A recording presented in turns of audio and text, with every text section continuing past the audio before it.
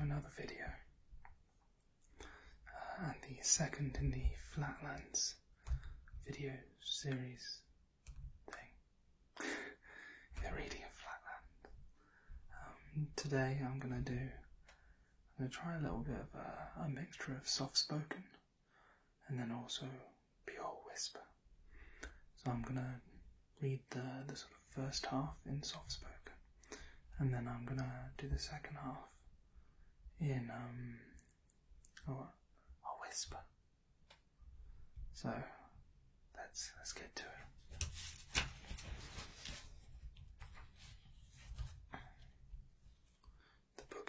The book is still falling apart. So I should be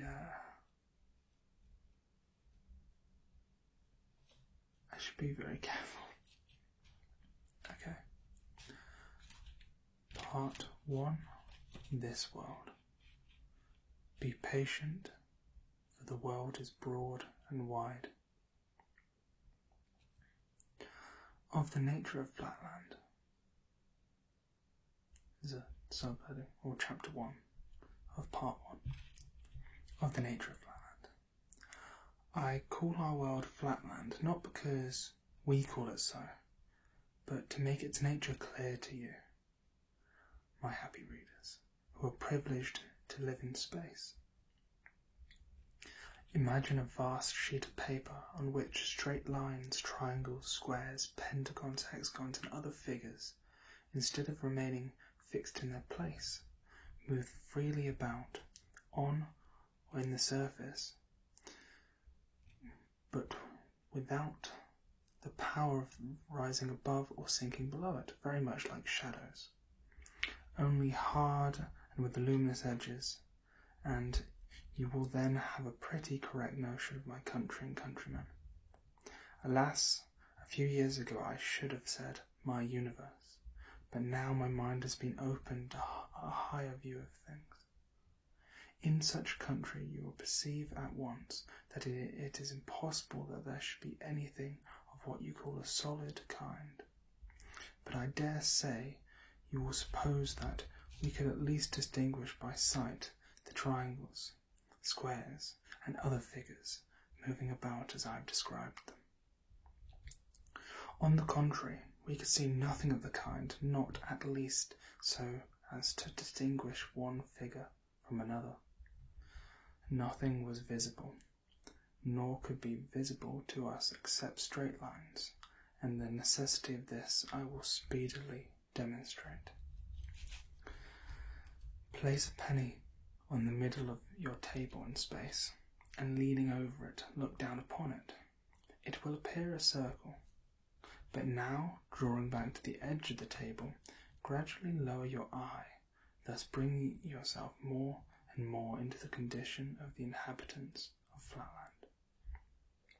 And you will find the penny becoming more and more oval to your view, and at last, when you place your eye exactly on the edge of the table, so you are, as it were, actually a Flatlander, the penny will then have ceased to appear an oval at all, and will have become, so far as you can see, a straight line.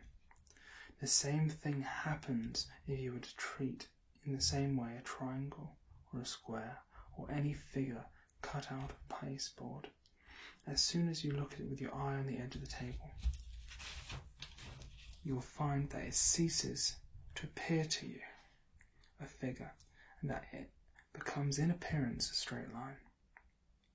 Take, for example, an equilateral triangle, who represents with us a tradesman of the respectable class. Figure 1 represents the tradesman as you would see him while you are bending over him from above. That's here. Figure 2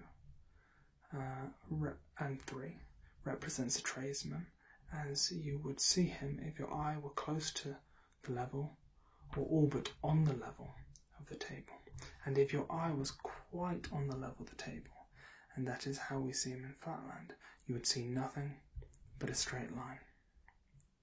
When I was in Spaceland, I heard that your sailors have a very similar experiences while they traverse your seas and discern some distant island or coast lying on the horizon.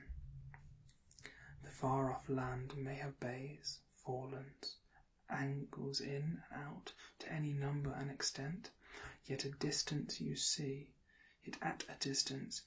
none of these, unless indeed your sun shines bright upon them, revealing your projections and retirements by means of light and shade. Nothing but a grey unbroken line upon the water.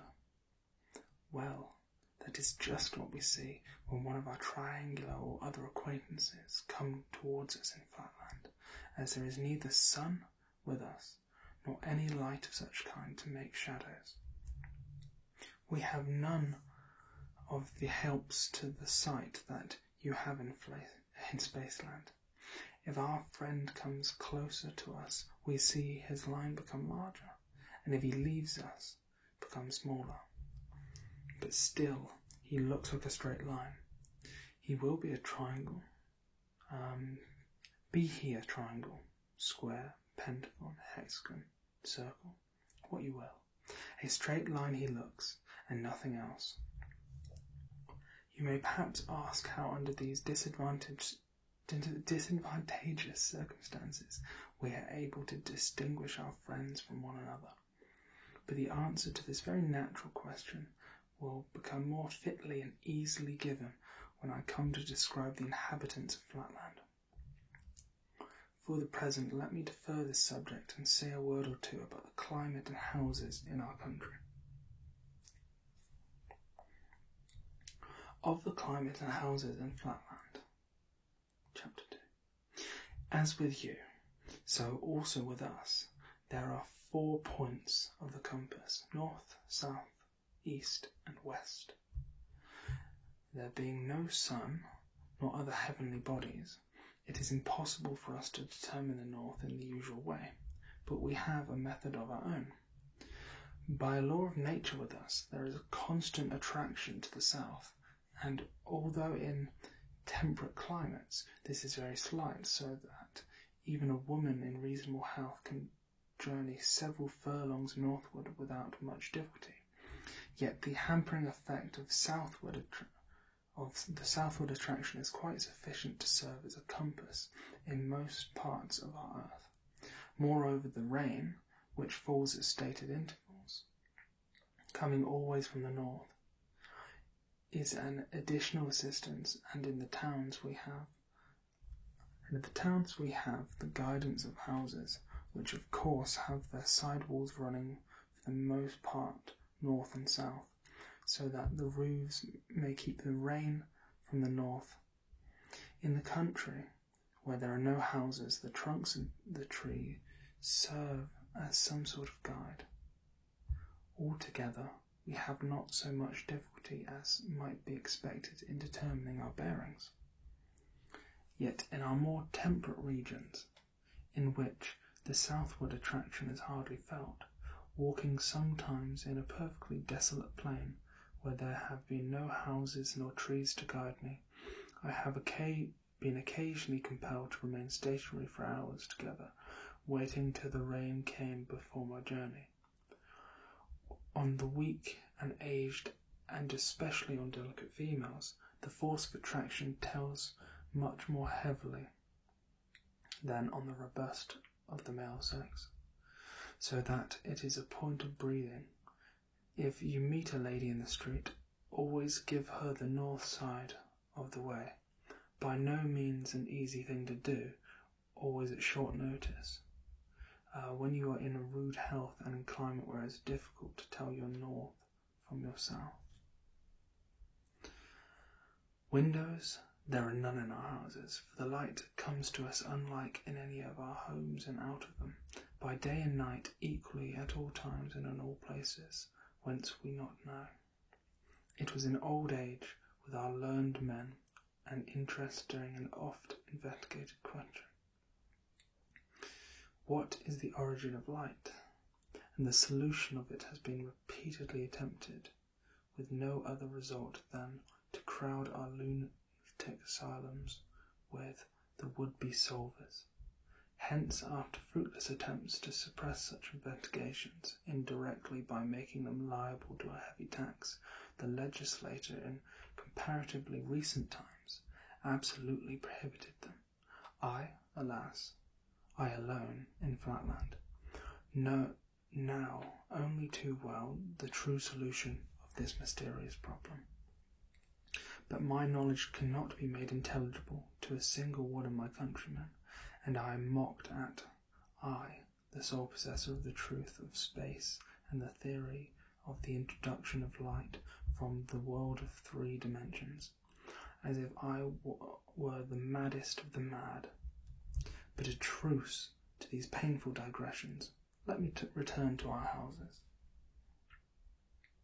The most common form for the construction of a house is a 5-sided or pentagonal, as in the next figure. The 2 north sides, RO and OF. I think we're about to see a pentagon.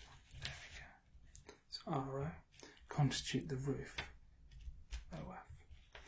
And for the most part have no doors. On the east, have no doors. On the east is a small door for women, and on the west is a much larger one for men. The south side or floor is usually doorless. Small door, large door. Square and triangular houses are not allowed, and for this reason the angles of a square, and still more those of an equilateral triangle, being much more pointed than those of the pentagon, and the lines of inanimate objects such as houses being dimmer than the lines of men and women. It follows that there is no little danger lest points of a square or a triangular house residence might do serious injury to an inconsiderate or perhaps absent-minded traveller, suddenly therefore running against them. And as early as the 11th century of our era, triangular houses were universally forbidden by law, the only exception being the fortifications, powder magazines, barracks, and other state buildings, which is not desirable that the general public should approach them without circumspection. At this period, square houses were still everywhere permitted, though discouraged by a special tax. But about 3 centuries afterwards, the law decided that in all towns containing a population above 10,000, the angle of a pentagon was the smallest house angle that could be allowed consistently with the public safety. The good sense of the community has consistently seconded the efforts of the legislator, and now, even in the country, the pentagonal construction has superseded every other. It is only now, and then in some way very remote and backwards agricultural districts, that an antiquarian may discover a square house. This is mildly hard to read. The phrasing is very weird in the sentences, very long.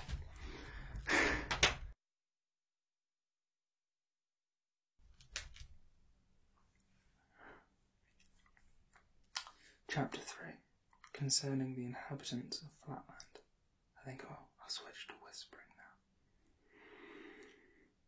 The greatest length or breadth of a full-grown inhabitant of Flatland may be estimated at about 11 of your inches. 12 inches may be regarded as a maximum. Our women are straight lines. Our soldiers in a lower class of workmen are triangles with 2 equal sides, and each about 11 inches long, and a base or a third side so short, often not exceeding half an inch, that they form their vertices at a very sharp and formidable angle. Indeed, when their bases are the most degraded type, not more than an 1/8 part of an inch in size, they can hardly be distinguished from a straight line or woman, so extremely pointed are the vertices with us, as with you. These triangles are distinguished from others by being called isosceles, and by this name I shall refer to them in following pages. Our middle class consists of equilateral or equal-sided triangles. Our professional men and gentlemen are squares, to which class I belong myself, and are five-sided figures or pentagons. So, the professional men and gentlemen are either squares or pentagons. Next, above these come the nobility, of whom there are several degrees, beginning at six-sided figures or hexagons, and from thence rising in number of their sides until they reach the honourable title of polygonal, or many-sided. Why, that's so hard to say. Finally, when the number of sides becomes so numerous, and the sides themselves so small that they cannot be distinguished from a circle, he is included in the circular or priestly order, and this is the highest class of all. It is a law of nature with us that a male child shall have one more side than his father, so that each generation shall rise, as a rule, one step in the scale of development and ability. Thus the son of a square is a pentagon, the son of a pentagon is a hexagon, and so on. But this rule applies not always to the tradesman, and less often to the soldiers and to the workmen, who indeed can hardly be said to deserve the names of human figures, since they have not all their sides equal. With them, therefore, the law of nature does not hold, and the son of an isosceles, i.e. a triangle with two equal sides, remains isosceles still. Nevertheless, hope is not shut out, even from the isosceles, that his posterity may ultimately rise above his degraded condition.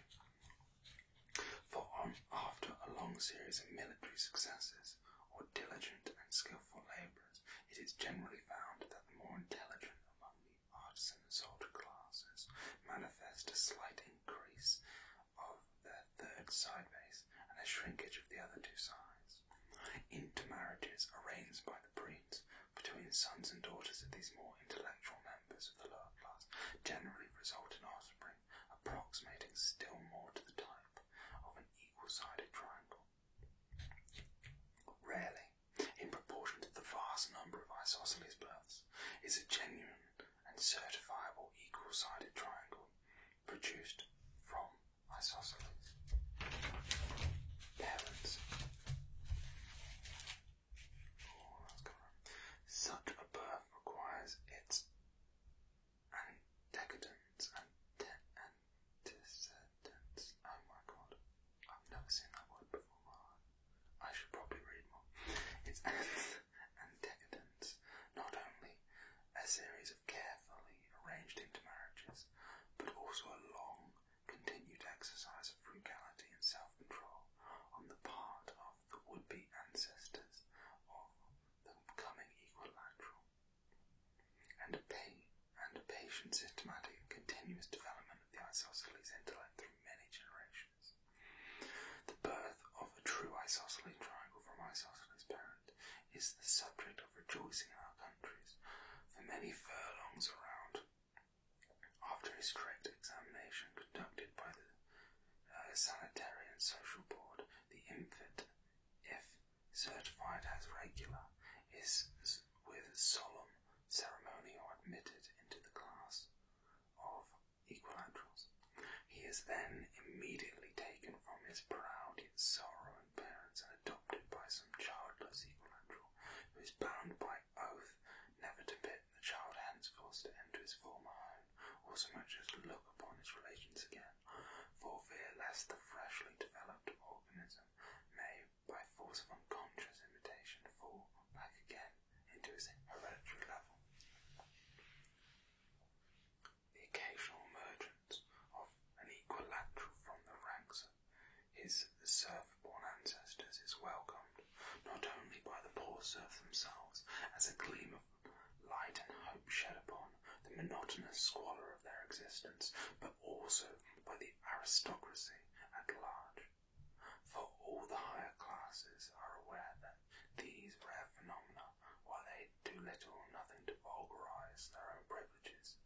serve as the most useful barrier against revolution from below.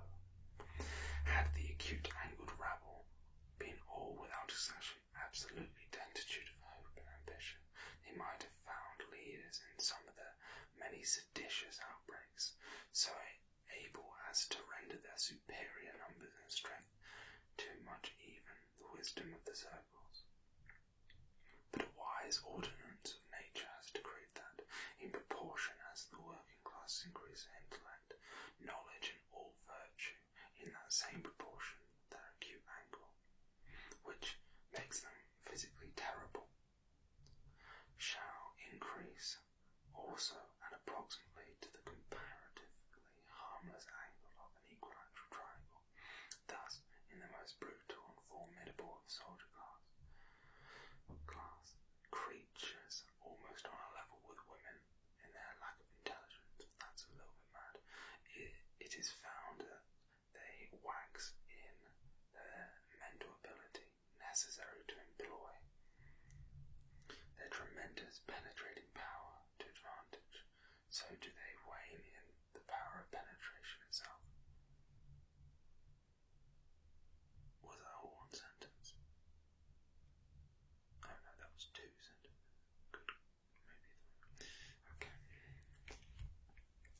How admirable is the law of compensation, and how perfect a proof of the nature of natural fitness, and I may also say the divine origin of the aristocratic constitution of the states in Flatland.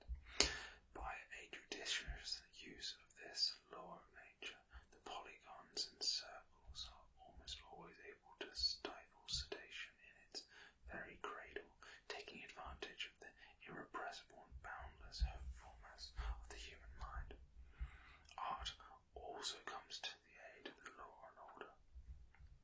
It is generally found possible, by a little artificial compression or expansion on the part of the state physicians, to make some of the more intelligent leaders of the rebellion perfectly regular, and to admit them at once into the privileged classes by a much larger number, who are still below the standard, allured by the prospect of being ultimately ennobled, are induced to enter state hospitals, where they are kept in honourable confinement for life.